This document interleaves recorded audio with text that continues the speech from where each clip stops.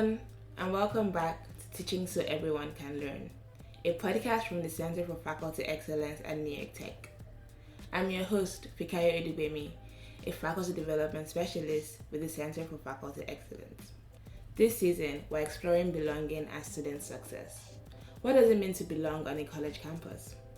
And how can we, in our different roles, create spaces that support every student's sense of connection, identity, and growth?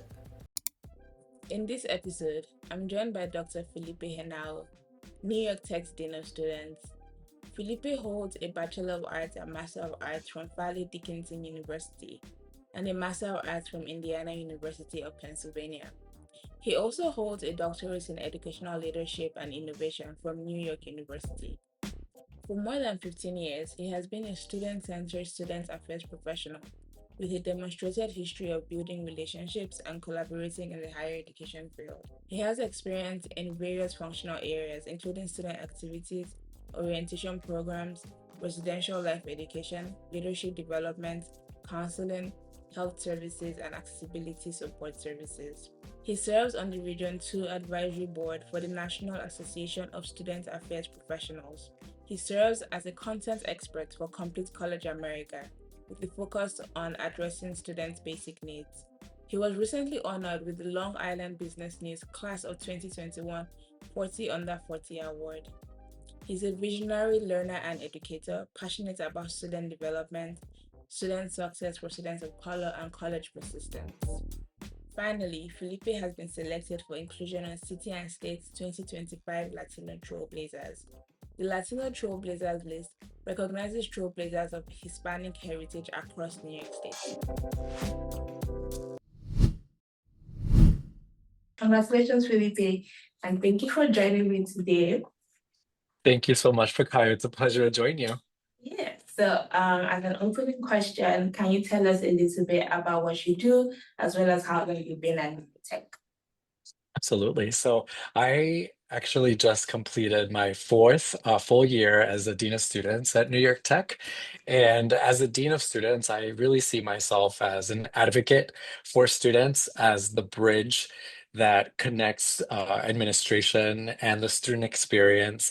I have the privilege of serving in a lot of different committees that bridge the faculty side as well as the student and staff side. And so I'm able to see the college from multiple angles. Also able to explain policies as well as enforce policies related to student behavior on campus. And so I also have the honor of overseeing the Office of Student Life, Residence Life, and military connected students, as well as our behavioral intervention and our care program. Your work is really interesting because you really are towing the line between students and faculty and staff, and you're kind of connecting those two worlds together so that they better understand each other and they're like better working together, which I think is fantastic. And in that light, I would love to hear how you would define belonging in a campus setting. Yeah. So one of the things that I launched when I got here was sort of this culture of care. And I think in the last 4 years, it continues to grow. And I think folks have really embraced it. And I believe that New York Tech is a very caring place as it is, so it wasn't a difficult sell. I think that faculty members in the classroom care deeply. I see it in the care reports that they submit when students are struggling. So I think our faculty, our staff are not just invested in our students' professional development, but also personal development. And so when I think about a sense of belonging, I think about students wanting to show up as their genuine selves to our campuses. And it's so difficult to measure a sense of belonging, but truly, when students feel like they can be accepted, that they feel included, whether that is in perspectives, in religion, in different activities, I think is really important. And finally, if they have a connection. So a lot of our students either find a connection within a social organization, an academic-based organization, or doing research in the classroom with a faculty or a staff. And I think that we continue to provide opportunities for students to accept one another, but more broadly create a campus community where diversity is celebrated and that folks are respected and included in the direction that we're moving. Yeah, I think like you hit so many important things on the head of like you want students to be able to show up as themselves, feel safe showing up as themselves, feel supported in their learning through all types of different touch points on campus. So whether it's through like campus clubs, in the classroom, doing research that means something to them, working with faculty, also supporting faculty to make students where they are at. I think that's like you like really did think about belonging from all the different angles, which is great. I would love you to talk more about your work with fostering a culture of care. Because like you said, New York, I completely agree with that. And New York Tech is a campus that's like everybody really is obsessed with like the student experience and making sure the Yeah. students are well read, well supported. But I would love to hear more about what like bringing or like making a culture of care philosophy is to you. Absolutely. So when I think about a culture of care, I think about providing the student with holistic support. And of course, the number one reason for being in school is to develop their academic skills, to be able to master a subject matter, and then go on to be mechanical engineers, architects, business, finance folks, occupational therapists, what have you. But when I think about culture of care is making sure that students understand that regardless of where they turn to, they're going to have the support. Oftentimes, depending on the student situation, it could take multiple people to help them get through there. But at the end of the day, is that I want our students to feel like we're communicating, we're collaborating, and we're student first. So, Mhm. for instance, when our team thinks about new intervention, new programs, new services, my first question is, how is this student first? And the next thing is this helping advance the student experience and that sense of belonging?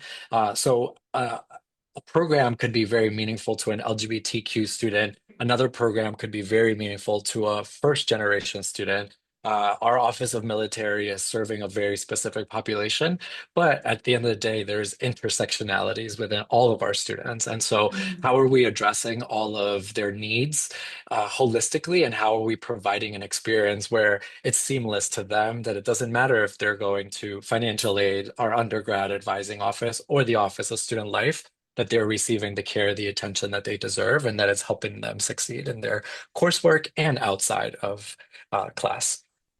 I think something that's come up in a lot of these conversations is that students are not just one side, right? Like they are multifaceted and they have different things that they are bringing into their learning environment. And we have to tend to all of those aspects of the student for them to truly get the best out of their education.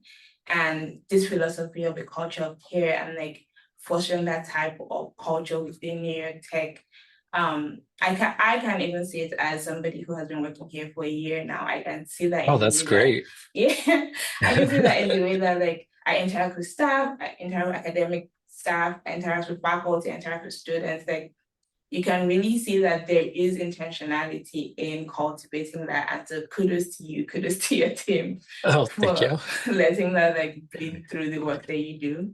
Yeah. Um, and that then makes me curious about how you got to this point. So can you tell us a little bit about your background, your story of why you care so much about the student experience and a holistic student experience?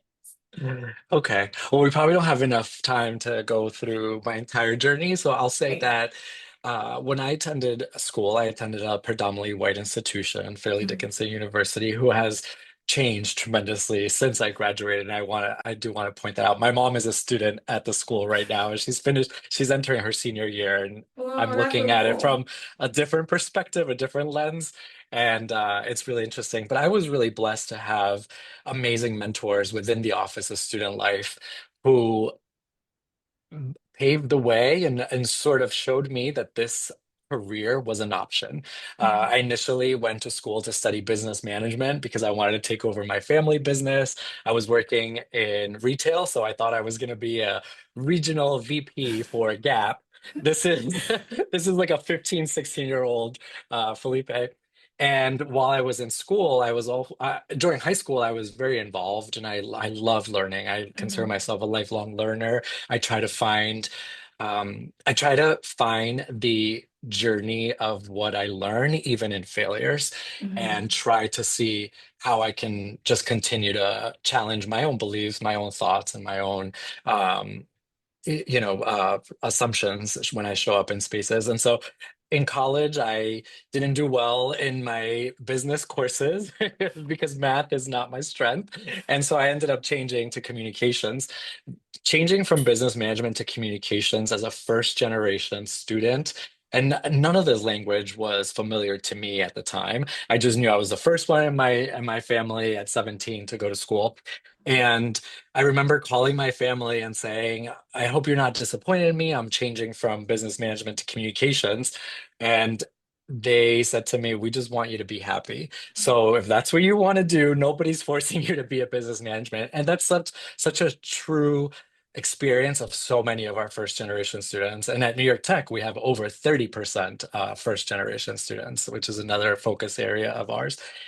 And so through changing my major and then becoming involved on campus as an orientation leader, as a bartender at our pub in our student union, as a member of Greek Life, as a student ambassador for admissions, I started to understand more of the inner workings of higher institutions and the impact that they have on social mobility, on challenging your own previous experiences, lived experiences, and just opening up to such a vast network of peers and also support. And so, like I said, the role models that I had in the office student life encouraged me. They've sat me down one day and they said, "Hey, do you know that you would be great to go into student affairs?" And as a I think at the time I was probably a sophomore, and I said, "What is student affairs? Wait, you actually went to school to do this job?"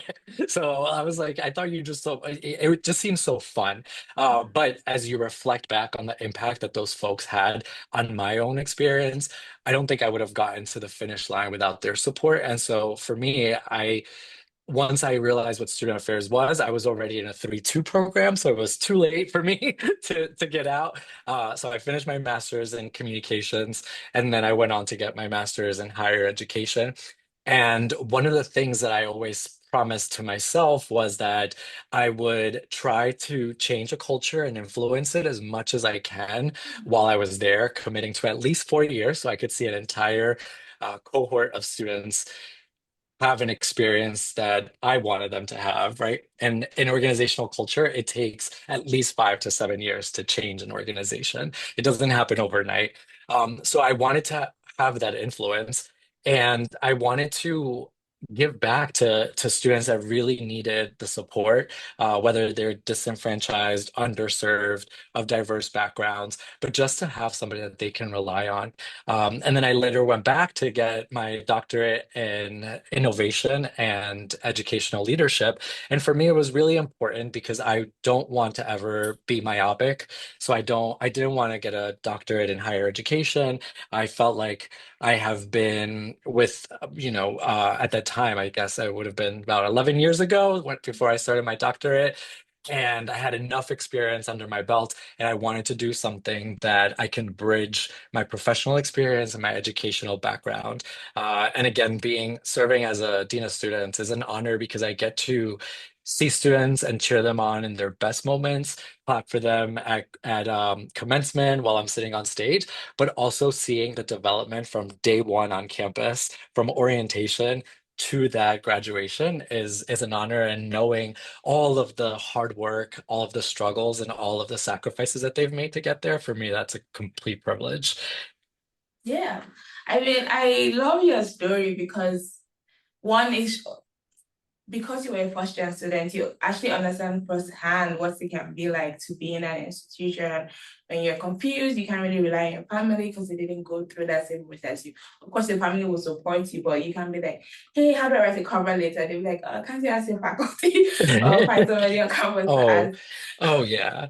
I mean, thinking back about financial aid, the money that I borrowed that I didn't need, that I didn't know how to manage, and I was doing all of this at 17. And like you said perfectly, my family has been my biggest support.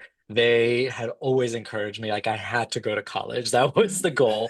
And I grew up with we owned a family business, like I mentioned earlier, and I was going to take over the family business, but realizing and always going back to my why, Mhm. the students center my why, and they remind me of my why. And I think as long as I use that as my guiding North Star, that I'm able to do my work and feel fulfilled.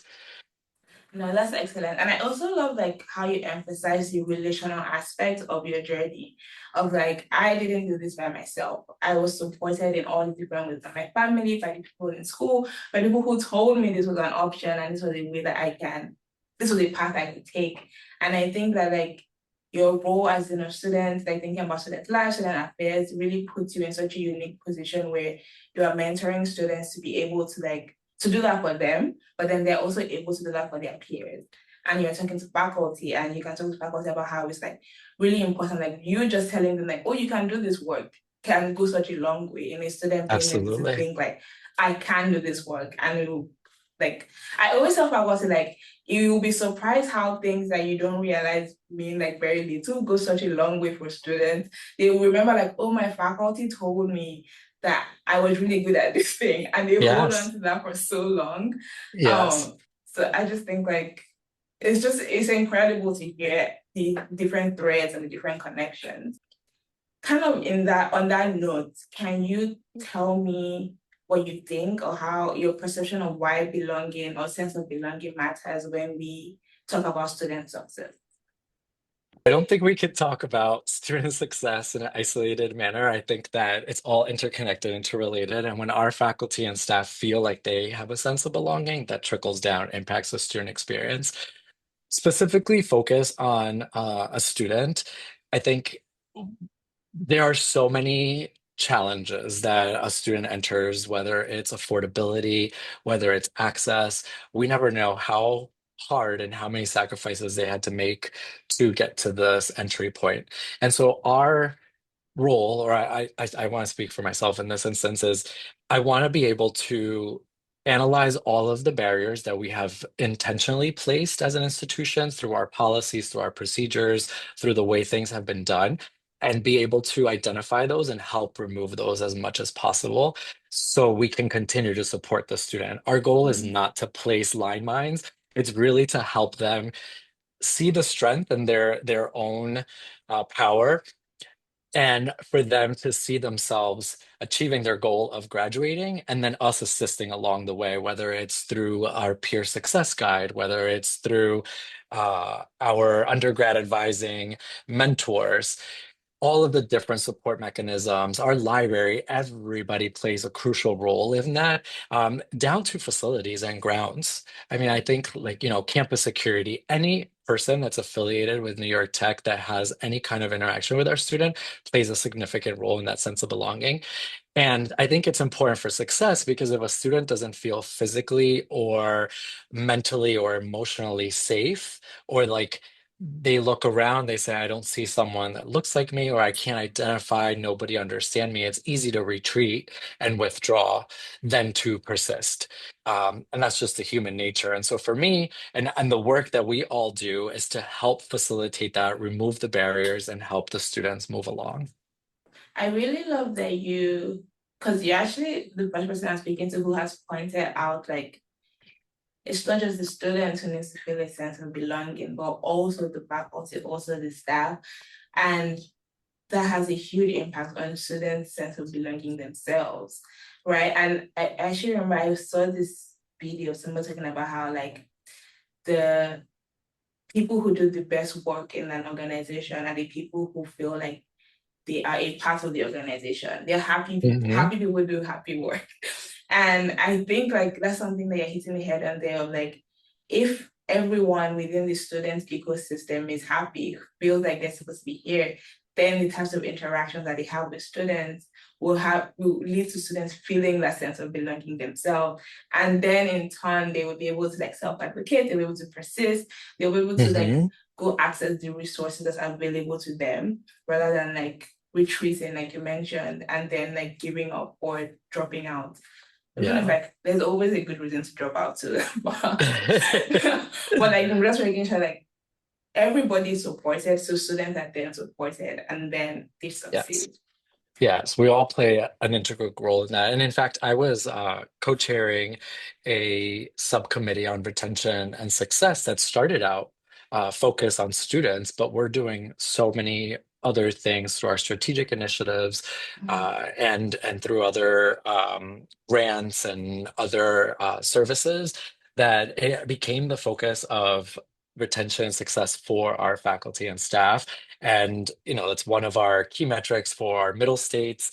And so I think that I'm really excited that that's something that's being highlighted and that there's going to be an emphasis on. Even listening to Dr. Valentine today talking about the staff monthly committee that the Human Resources Office is going to be Mhm, putting together, I mhm. think like all of those pieces working together towards creating a culture of care and a sense of belonging helps drive the institution to be more successful, but more importantly, the students to feel like they belong, that they succeed, and that they're supported.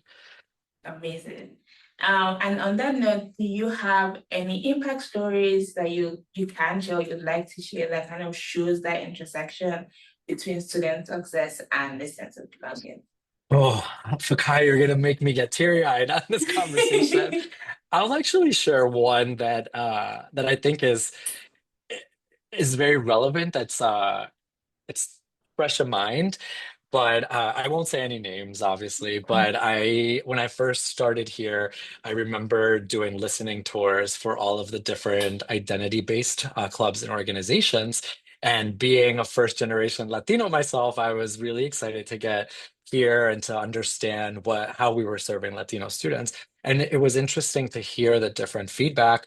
I met a student who started the LSU, the Latin Student Union in Long Island, and they had shared with me that their experience was a little isolating because while there were a lot of Latino identifying students on campus, there wasn't a sense of community and there wasn't sort of this support within that community. That Mhm. student went on to then receive, she's also a first generation half Latino woman, and she ended up doing a research assistantship on campus. She then got a letter of recommendation to do a summer program at a very prestigious institution in the DMV area. Nice. And she is now in a fellowship program on her way to getting her doctorate. And she recently wrote to me, thanking me for all of her support, for the support that we gave her, for the opportunities and all of the skills that she learned along the way that are now helping her with her lifelong dream of being a doctor and a researcher. And so that's one micro story of the impact that we through our work has on our students and their success. Yeah, that's an incredible story. And those are kind of stories we like to hear, right? So like a student starting up and like, oh, I didn't feel as supported, and then providing that support and seeing how they end up thriving. I think that's such an incredible story. And I think you should have cried a little bit because you promised to tear up, but you didn't. um, Sorry. no, it's okay. But honestly, I love hearing stories like that. I think that's a brilliant example of like a student is a full person and not just Yeah. coming into a classroom, but all of these different like factors have an impact in what they do later on. Yeah. Um, And I have many more stories. We survey our Grizzly Cupboard members and we ask them to submit anonymous stories. And every semester when we're closing out the food pantry and we're doing our inventory and we're preparing for the breaks, we look at the data, the testimonials, the qualitative information that we receive from students that utilize the support in our food pantry. And it's just amazing the impact that, something like a food bag for the week can have on a student's success and belief that they can achieve and that they feel supported. yes. I mean, when I was in grad school, the pantry saved me and my classmates' lives. So I know Yeah. firsthand how much that has like a huge impact. Kind of shift, still on topic, but shift a little bit to faculty and like collaboration. I'm curious, how do you or collaborate with faculty and other departments on campus to support student success? Yeah, I think that's a great question. So I think that there's informal ways and there's formal ways. So I'll start with the formal. So as you may know, we have our care committee, our care system, and care stands for concern, assess, respond, and evaluate. And so any community member at New York Tech can submit a care report on behalf of a student. Generally, they're around changes in physical appearance or maybe in behavior.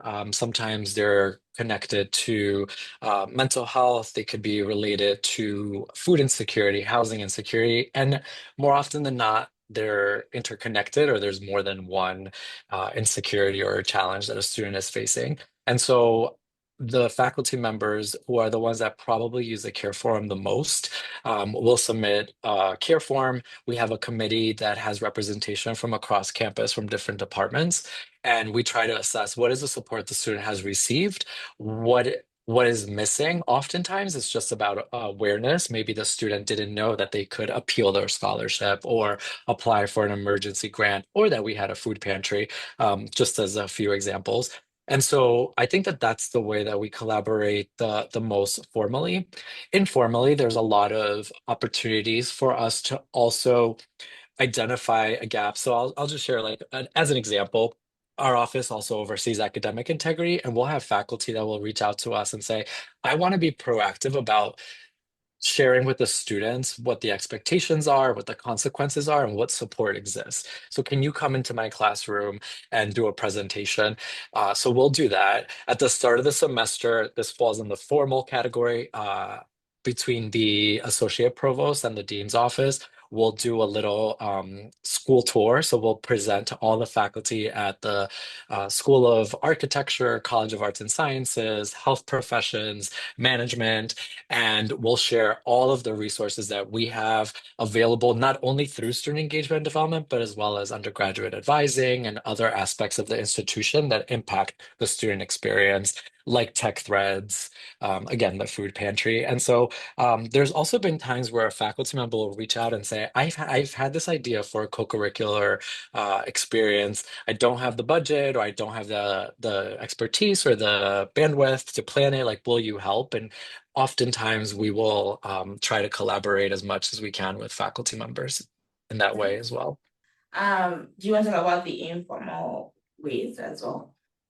I think informally, because we're such a small institution and we are able to build a lot of close relationships, students become very comfortable sharing things with faculty members, and oftentimes they'll say, "Listen, the dean of students is probably the best person that can help you with this," and then we'll pair up and collaborate together to see what assistance the student needs. So sometimes it doesn't even come through a care form. It could be more of, I've experienced this or I witnessed this. The student knows that I'm in communication with you and they're okay with you helping. And so we kind of do that handoff too. And again, it still goes back to the holistic aspect of business. Like the care form is touching on everything. It's touching on academics, touching on personal life, touching on student life. And so this is to New York Tech faculty that in case you didn't know, this option is available for you to collaborate with the student's life. Actually, what's your department called? We're the Dean of Students office, but we're part of student life and Okay, the Division of Student Engagement and Development. okay, so there you have it, folks. The Division of Student Development. My final question, because I feel like we've talked a lot about your vision for a culture of belonging in tech, which is like this culture of care philosophy, as well as how faculty is collaborate with faculty, how you support students. Um, but what is one small thing or one quick thing a faculty member could do to promote a sense of belonging in their classroom? Oh, I think that this is a basic one, but I'm always struck when I hear students say no one has asked. Generally, when I'm teaching a course, I start out by saying students' last names, and I say, if your first name is different from what you would like me to refer to you, then please let me know. I also ask them for their pronouns, and I'm always shocked at the end of that first class when students come and either share, I know my name is this on the roster, even though we do have a preferred name policy at the institution that I help oversee and that I support students with, along with other colleagues. I think that that's a great way to start. It's just creating that inclusive environment. I would add in the sort of realm of creating inclusivity is trying to use more inclusive language that respects and honors the student and um, makes them feel like you understand that there's different people in the room. I think that that's the one thing. Again, I think our faculty are very caring, are very aware, and it's stuff that sometimes we just have to unlearn and then retrain ourselves. I do Safe Zone training through the Office of Access and Community Engagement for our faculty, staff, and students, and Mhm. that's always a hot conversation among the faculty. Is I don't know how to use. I use he, him, she, her. It's very difficult to use they, and I often, coach faculty and staff on how to incorporate that into their language, and just trying to be more inclusive and make less assumptions. I think that students appreciate when you don't know something that you ask them, what would you like me to, or how do you identify, or how would you like me to refer to you? I think that that goes a long way, even if it's a little uncomfortable. Yes, yes, that's one of the first things that you learn is that you have to learn people's names, like learn your students' names, and that has a huge impact on the way you shift the climate in the classroom. And just asking like, how do you want to be referred to? What do you want to be called? Is it's like a way of recognizing their personhood and recognizing that they are an individual and a part of the community. So I Yeah. think that's excellent advice for faculty. But yeah, those are all my questions for you today. Do you have anything that you'd like to share that I haven't asked you about? Oh my. Well, I would, let's see, I would say that I'm excited to see that a culture of care is being sort of embedded in the entire fabric of the institution. Like I said, I think it started small, homegrown, and now a lot of people are talking about it, which is really great. And I also think that the I'm just so grateful for our faculty members because I always invite them, like if you're unsure, if you're dealing with a difficult situations, and the situations do get more and more difficult each year, especially as students are enduring so many challenges outside of our institution. And so I always invite faculty members to pick up the phone, shoot me a quick email, to rely on us for support because we want them to be the subject experts. We want them to have management of their classroom, but we also want them to feel supported when challenging times arise, and there will be challenging times. So we're here for faculty and staff. At the end of the day, we want to make sure that everyone feels supported and that they're successful in their roles. Yeah, and that's a lovely note to end this conversation on. Thank you so much, Felipe. I think this was a great conversation, and we talked on lots of important things. So yeah, thank you for speaking to me. And thank you to you, Fakai. It was a pleasure to be here. I look forward to more podcasts. Thank you so much for listening to my conversation with Dr. Henao. That was such a fun conversation. I learned so much about how the Office of the Dean of Students is working really, really hard to support student success, to support faculty in meeting the goal of student success. I learned a lot about this culture of care philosophy that Felipe and his team are working really hard to weave into the fabric of New York Tech. And it was just great all around to just learn about the great work that this office is doing for the university, partnering with faculty, partnering with students to really promote this student-centered institution. Please subscribe to Teaching so everyone can learn and you'll be notified once new episodes are live. And I'll see you in the next episode.